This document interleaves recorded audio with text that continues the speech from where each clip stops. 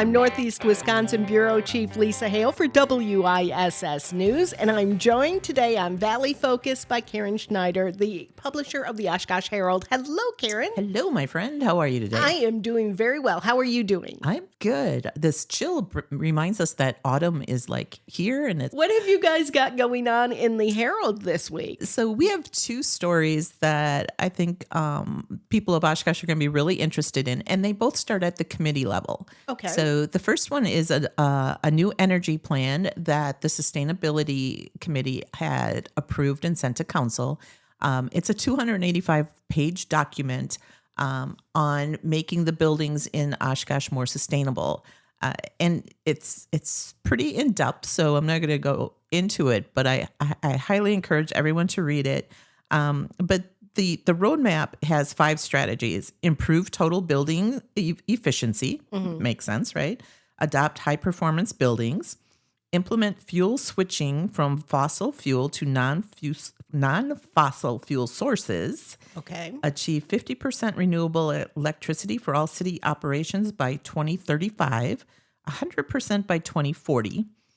He does say take that with a grain of salt, because that's a big leap, right? That is a huge leap. Huge leap. And then maintain funding to support the plan. And part of that is if you're earning monies back by providing your own electricity, let's put those in a fund so that we can continue to reach that 100% fossil fuel free goal. Gotcha. So it's pretty in depth. The Sustainability Committee did pass it. It went to Council last Tuesday, and the Council also adopted it. So you'll be seeing some of that. Again, it's a roadmap. It's a plan on how to get there, not really dictating how to do it, but giving the roadmap on how to get us there. It talks about different buildings that are in Oshkosh that have the rooftops to put solar on. Mm-hmm. There's I believe there's 3 of them that were really good. One of them, interesting enough, was City Hall, which is also being talked about being replaced or renovated or what have you. The one that is not conducive to solar would be the Oshkosh Public Library. This is true. Exactly. So it was very interesting. They looked at the square footage of where you could put solar, the number of hours that the sunlight hits it, and to calculate all this. And as we just put solar on our house, I think 3 years ago, and it's always one of those first things we look at when we open our electric bill is how much did we save by having our own our solar on there. So I think the community will find this very interesting. It has a price tag, but it's one of those long, you have to look at down the road to see what the return is going to be when you have the initial investment.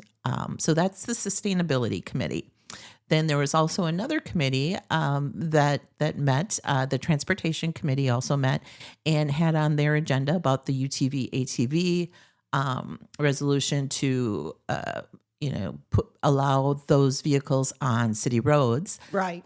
There was the poll call that went out. Mm-hmm. They kind of shared some of the comments, but also the results on that. And I believe it was like 55% were not in favor of, 45 were.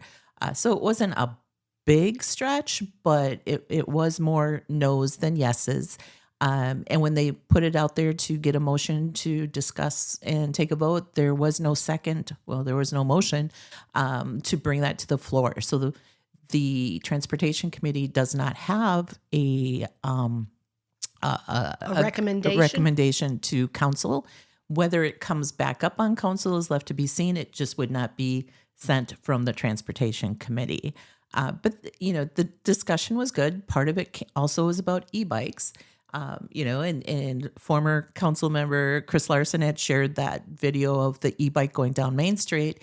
And I do believe they had said e-bikes, when there are storefronts on Main Street, will not be allowed. So that was one of the things that was discussed about. You'll be able to read all of that in today's Oshkosh Herald. But your advisory committees, because they are advisory committees, right? Have been busy with a lot of these conversations and subjects that we've been talking about, and either passing along and doing the work and providing it to the council, or listening to what the public feedback was on a survey or whatnot. And one of the questions that came up on the ATVs is, where is the data? And there's also a quote from the police chief, Dean Smith, too, who rides his bike. And he had said along the lines of, he doesn't like riding his bike on the street or in bike lanes because of the things that you see, right? So I think that's very interesting, and it's like, okay, bicycle riding has been a rite of passage forever. So how do we make that safe, and how do we blend that into our community? Versus the e-bikes, which one of the other recommendations was, if they're in the city sidewalks or the roads, that they have to be in pedal mode. But they are tackling these issues and talking about them. And I think that is what the people of Oshkosh need to be aware of, and will be interested in reading those comments and where those all end, because these are conversations that have been taking place.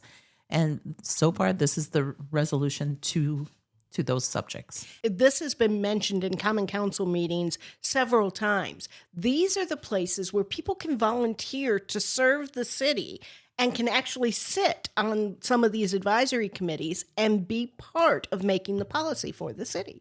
One of the things is, because it still ticks me off, is, a lot of these subjects go through the committees before they get to the Common Council, where they're on the agendas to become ordinances.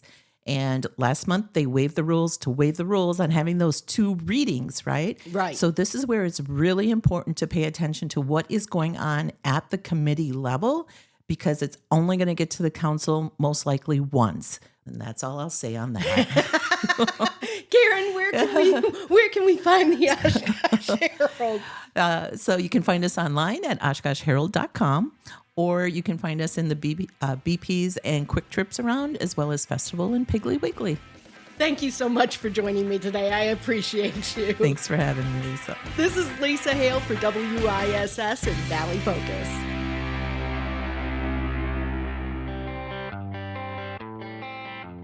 I'm Northeast Wisconsin Bureau Chief Lisa Hale with WISS, and it's time for Valley Focus. Today, I have folks from the Winnebago County Public Health Department here. We're talking a little bit about lead, because this week is National Childhood Lead Poisoning Prevention Week. And Jayne Tebon, who is a public health nurse with Winnebago County, joins me today. How are you? Hi, Lisa. I'm good. Excellent. So we're going to talk a little bit with your partner in crime over there, Holly Glassford, in just a moment. But before we talk about, what we can do to avoid lead poisoning, I wanted to ask you a little bit about the problem of lead poisoning. It affects children specifically more than, say, adults. But what are you seeing when it comes to lead poisoning? Is that still a fact? Is it still a problem in the United States today? So, yes, lead poisoning does affect children more than adults, particularly children under 6 years of age, because their brain is developing very quickly and it can affect their brain and nervous system. And they are exposed a lot more readily than adults, because they do a lot more hand-to-mouth activity and play on the floor and have exposure to lead paint that's deteriorated. Now, you mentioned lead paint, and that takes me back so many years, because I hate to admit how old I am, but I do remember when lead paint chips were the big thing that people were talking about constantly in the 70s. And there was a commercial with a little child reaching out and grabbing a paint chip. So is that where we're seeing the lead poisoning in children nowadays, or does it come from a different source? So yes, that's one of the sources, is physically putting lead paint chips in their mouth, and probably more so from lead dust. Lead dust is invisible. You can't see it, but when old windows, for an example, are going up and down, that friction creates lead dust that lands on the windowsill or blows into the floor. Children touch the sill or the floor. Toys maybe are there too, and they go in the mouth. So in addition to putting deteriorated chipped paint that lead dust also is a big impact that can raise their level. What about in water? There's lots of properties in Winnebago County that still have lead service lines. So yes, water that goes through these lead service lines could have lead in the water. If they don't have lead pipes, their water should be fine. Okay. All right. What happens when a child gets lead poisoning or is exposed to lead? What is it that actually happens? So lead poisoning is considered an invisible disease. You don't know your child has lead. But what it can do is, again, it can hurt their brain and nervous system. And they may not show any symptoms at all, but it affects them maybe years down the road when they're in school and they have trouble focusing, learning. And that's when maybe you see some signs of the history of lead poisoning.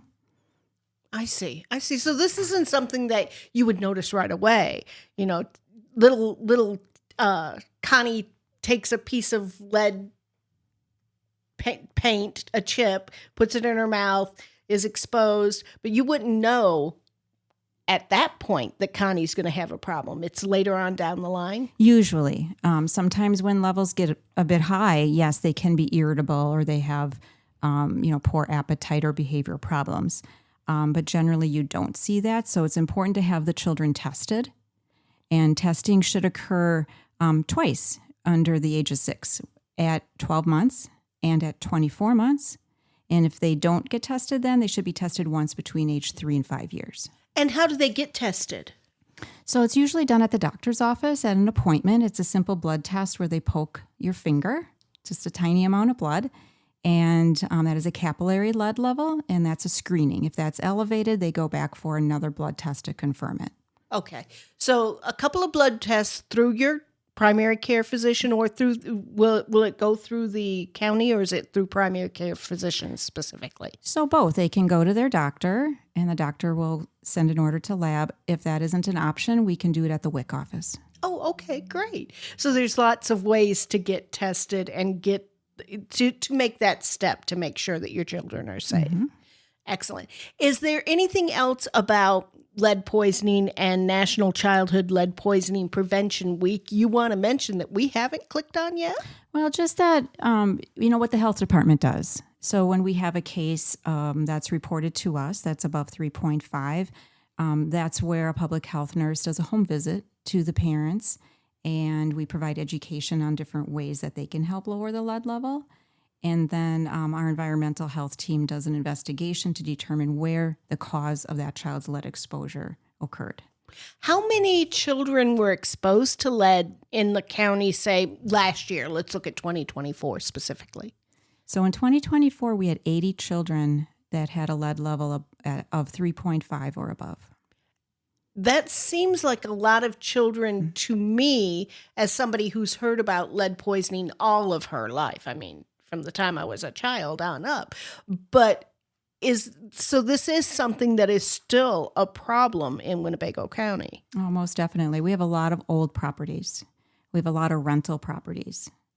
And so sometimes, there's some deterioration that occurs and puts the child at risk. But one thing to mention is there's been more screening happening too, which is a good thing. So we're catching a lot more children with elevated lead levels.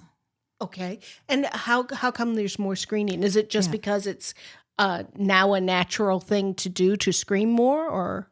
Yeah, January of 2024, Wisconsin DHS recommended that all children get screened at 12 months and 24 months. All children, no matter where they live, in an old house or not. Before that, it was just focused on children that live in older homes or frequent an older home. Well, I know even in Milwaukee, there's that big problem with one of the schools had lead, and some children were exposed to lead through the pipes at a Milwaukee school. So it could come not just from your home, but from industrial buildings as well. Mm-hmm. Exactly. Jayne Tebon, thank you very much. We will be back with more on National Childhood Lead Poisoning Prevention Week and Winnebago County Public Health in just a little bit. This is Valley Focus on WISS.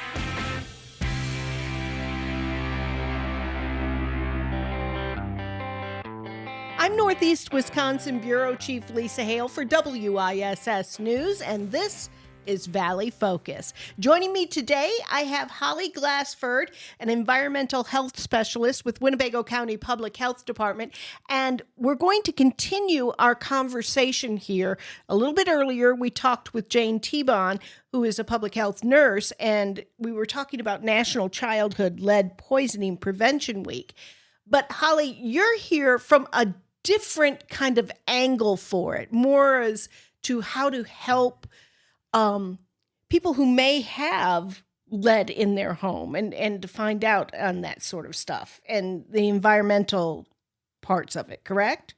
Yes, myself and my team in the environmental health section of the health department, we do lots of risk assessments at properties within the county with both elevated childhood lead levels or through our program, the Lead Safe Homes program. So tell me a little bit about the Lead Safe Homes program. How does that, like, if I'm concerned, so I live in a very old house. Let's say I have a question about lead in my home. Mm-hmm. Do I have lead? How would I go about finding out? So if you live in a home that is built before 1978, we would always just advise that if you are not sure, if you haven't had a test done on any of the paint surfaces in your home, that you should play it safe and assume that that paint could be lead. If it's deteriorating, if it's chipping, peeling, cracking, that is when that paint can aerosolize, and that can cause lead dust in the home, which is a hazard for young children, like Jayne explained earlier. So if you have an older home and you have deteriorated paint, it's recommended to clean those surfaces frequently. If you can, try to prevent young children from accessing those deteriorated parts of your home. Now, you're mentioning deterioration in paint. Do you need to remove that paint, or is it simply keeping the area clean? There's different levels of removing and protecting these paint surfaces. Painting over those surface, we would call those kind of like interim controls, because it's always possible that that surface can deteriorate again and then expose that bottom layer of paint that is probably that layer that has some of that lead in it. So painting over it is a good way to fix that area. But the next level above that is what we call abatement. So that would be removing those components. So if it's a window, we would take off the window frame and the window sill and put a new window with a new casing, and all components of the window would be replaced so that there isn't any lead that's left. So that's kind of the difference between, interim controls, just painting over surfaces that have lead, and then replacing components so that there isn't ever going to be an issue in the future with those components. Now that sounds like something that could be kind of expensive and could be one of those things that is just daunting for a homeowner, especially a homeowner that has kiddos running amok. So is there anything that kind of helps with that? Absolutely. That it is definitely an expensive process to go through and remove all of those lead components from your home.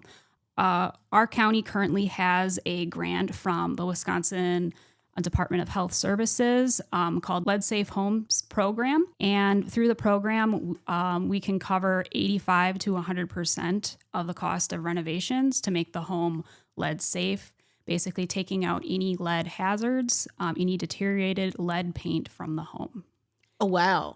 So you guys would come in and would help with this process? Yes. So the way that it works is myself and other staff from the department would come and we would do what's called a risk assessment. So we would go through and take basically a visual look at all the painted components in your house, your walls, your windows, your doors, components in your basement even. test it with what's called an X-ray fluorescence machine. Basically, it scans the paint and it tells us right away if there is lead in that paint surface. In addition to that, we take dust samples. We want to know if that deteriorating paint had spread throughout your house or on the floors in your house, so we can see if areas need to be cleaned as part of that remediation process. So we do all of that during the risk assessment. And then after that, our lead program supervisor, his name is Scott. He will, after everyone has been approved through our program, he will put out bids for contractors to remediate the lead. If I have a problem, and I think I have a problem with lead, I should call the Winnebago County Public Health Department, say, can I please have a risk assessment? That is true. There is a couple caveats to it, though. I mean, this is a grant program, so we want to use our funds for the people who are most at risk and the most in need. So to qualify for the program, the home must have children or pregnant women living in it, or at least visiting frequently to the house. There are other qualifications as well related to income. The first step is we would have you apply to the program. Okay. So you have to be in the program and enrolled first before the risk assessment. That's correct, yes. Okay. On Thursday, October 23rd at 10 a.m., there will be a presentation by the Wisconsin Department of Health Services representatives and the Winnebago County Public Health Lead Abatement Project Coordinator about the Lead Safe Homes program, who qualifies, how to participate, and how to prevent lead poisoning in children. This will be at 10 a.m. on the 4th floor training space, 112 Otter Avenue in Oshkosh in the David Albrecht Administration Building. Then after the informational meeting from 11:15 to 11:45, they will do a tour of a current lead abatement project. So for information on this, please contact the Winnebago County Public Health Department at 920-232-3000. For WISS News, I'm Lisa Hale, and this is Valley Focus.